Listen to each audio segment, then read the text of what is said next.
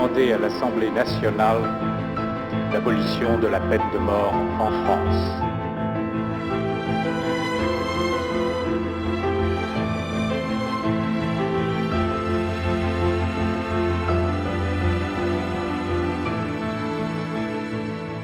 Chapitre 5 d'éducation civique, la défense et la paix. La recherche de la paix et de la coopération internationale. En 1945, 51 pays décident la création d'une organisation internationale chargée de garantir la paix et le progrès social dans le monde, l'ONU, l'Organisation des Nations Unies. Dans un monde particulièrement instable, les missions de cette organisation sont nombreuses et complexes. L'ONU a été donc fondée en 1945 par 51 États et compte aujourd'hui 193 membres, dont les représentants siègent à l'Assemblée générale à New York, principal organe délibératif, avec chacun une voix délibérative.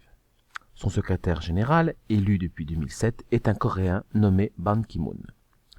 Ses objectifs principaux sont le maintien de la paix dans le monde, avant tout par la négociation et le développement économique et social. La mission de maintien de la paix et de la sécurité internationale est principalement dévolue au Conseil de sécurité, composé de 15 membres, dont 5 sont permanents avec droit de veto, États-Unis, Royaume-Uni, Russie, Chine et Inde, lesquels peuvent envoyer des soldats ou décréter un embargo. Aujourd'hui, l'ONU et ses casques bleus sont présents dans 15 régions du monde au titre des opérations de maintien de la paix. Sa mission de développement économique et de réduction des inégalités sociales dépend du Conseil économique et social et d'institutions spécialisées comme le FMI, Fonds monétaire international ou la Banque mondiale. Mais les missions de l'ONU sont variées. Assistance humanitaire, aide aux réfugiés avec le Haut Commissariat aux réfugiés, la défense et l'action internationale de la France. Les menaces qui pèsent sur notre pays et ses intérêts dans le monde sont potentiellement nombreuses et variées. Menaces terroristes, cyberattaques, piraterie, catastrophes naturelles, trafic en tout genre, prolifération des armes. Afin de répondre à ces menaces, la défense nationale repose sur 5 grandes missions stratégiques. La connaissance et l'anticipation, la dissuasion grâce à notre arsenal nucléaire, la prévention et l'intervention grâce notamment à nos forces armées.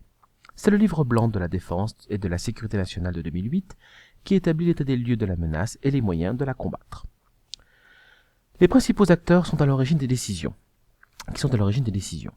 Le chef de l'État, en tant que chef des armées, le chef du gouvernement, en tant que responsable de la défense nationale, et ses ministres ainsi que les parlementaires, informés et consultés concernant tout engagement militaire. Mais la défense nationale est aujourd'hui globale. Elle concerne l'armée, défense militaire et renfort aux autres défenses, mais aussi les pompiers, la sécurité civile et la police, défense civile, les douanes, défense économique, et encore les ambassades, établissements scolaires français à l'étranger, défense culturelle de la francophonie et des valeurs de la République. Par ailleurs, depuis 1997 et l'instauration d'une armée professionnelle, tous les citoyens doivent suivre un parcours de citoyenneté sensibilisant chacun d'eux aux enjeux de la défense nationale au travers d'un enseignement scolaire, du recensement et de la journée de défense et citoyenneté, JDC. Cette journée concerne aussi bien les filles et les garçons entre 16 et 18 ans.